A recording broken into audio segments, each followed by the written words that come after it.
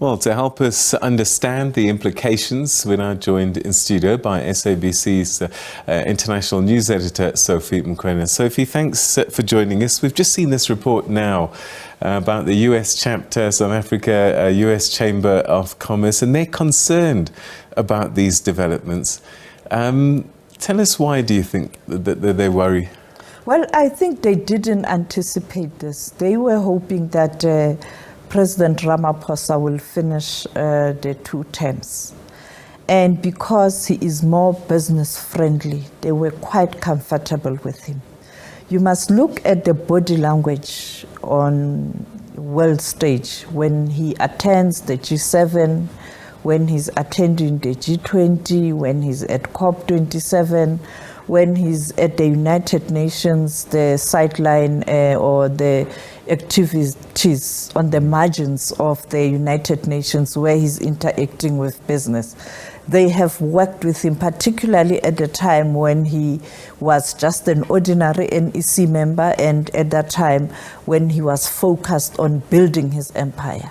And therefore they know him, they relate to him, and I think they were quite comfortable. Now there's fear who is coming. It doesn't mean he can be a president for life. They were just not ready. So does that mean that a lot of these international community investors are invested more in the person than the party? Of course, business, they are invested in a person. They don't invest in a party, no. They look at the person. How is this person going to understand what we are all about? Where we want a pushback, will he listen or she will listen in terms of what we are saying? I want to make an example of COP27. I was in Egypt now recently at COP27. South Africa had a stall there, or a village. You had so many senior captains of industry at that village. I mean, I was interacting with people, I never thought I would speak to them. You could see that they were so happy and confident presenting the country and fighting for just energy transition. And we were even told that since the challenges started of the issue of power supply in South Africa, it is the first time you see business now really coming together to embrace what government is doing in terms of trying to address the issue of energy supply.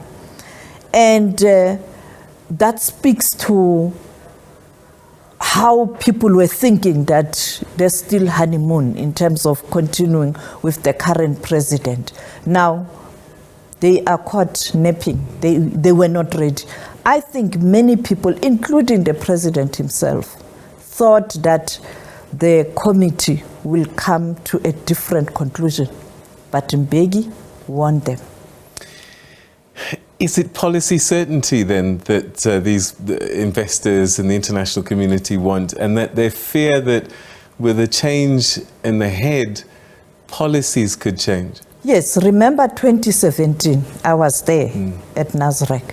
When you look at the policy documents and what was presented and adopted were quite radical policies. But there was a pushback by business. And the current ANC team that's deployed in government had to listen to that resounding voice of big business. And they dilly-dallied, prolonged.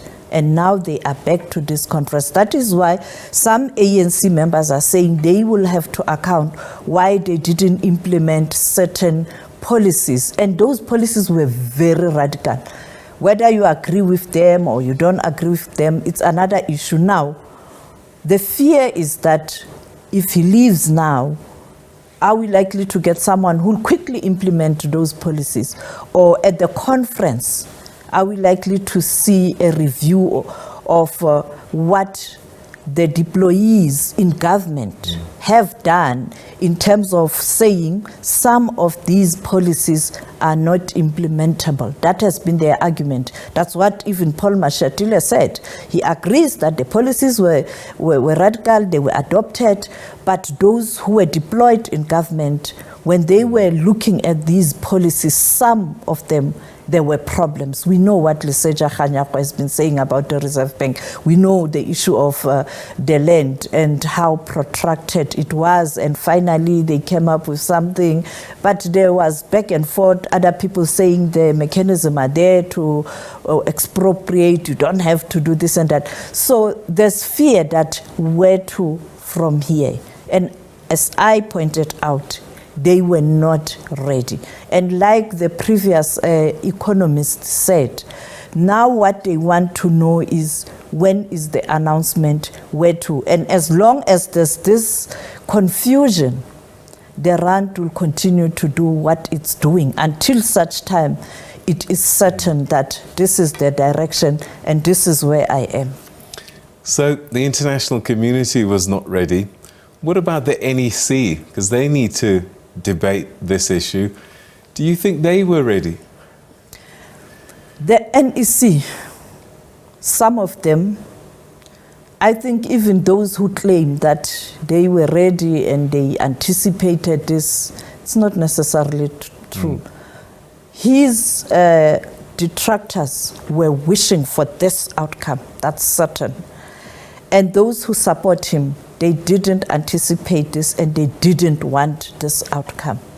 And therefore, that is why it is now very difficult for ANC to tell us what's happening.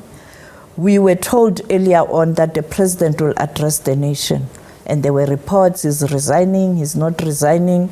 And then finally, that embarrassing cancellation. I mean, you don't do those kind of things when the whole world is watching and all eyes are on South Africa. You have to be very professional. You remember how they handled the recall of Mbeki? It was precision. Him even assisting the ANC to do whatever they wanted to do as a deployee with precision, because he knew that at stake is the interest of the country. Zuma tried to resist. We know it's a fact.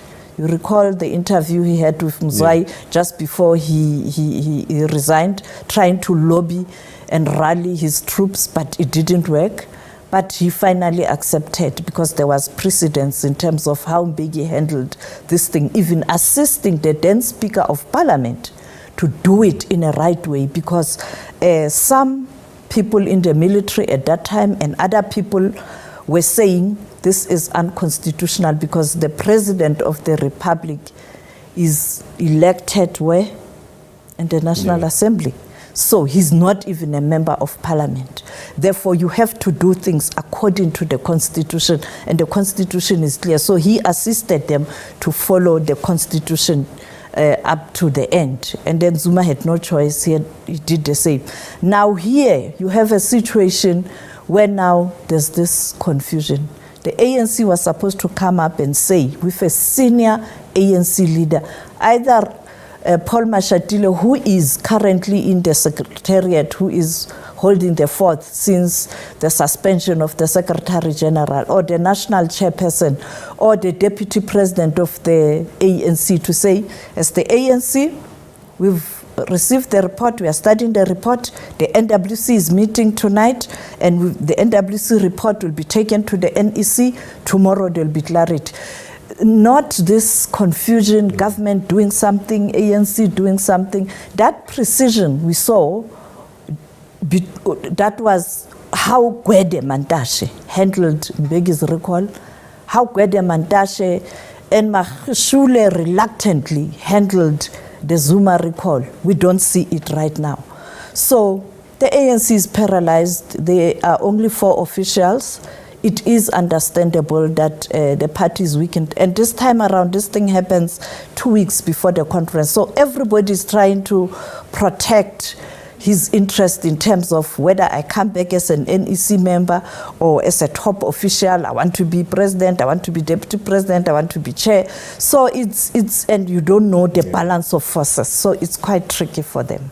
Sophie, we're going to have to leave it there, but thanks very much indeed for your thoughts and insights tonight. Thank you.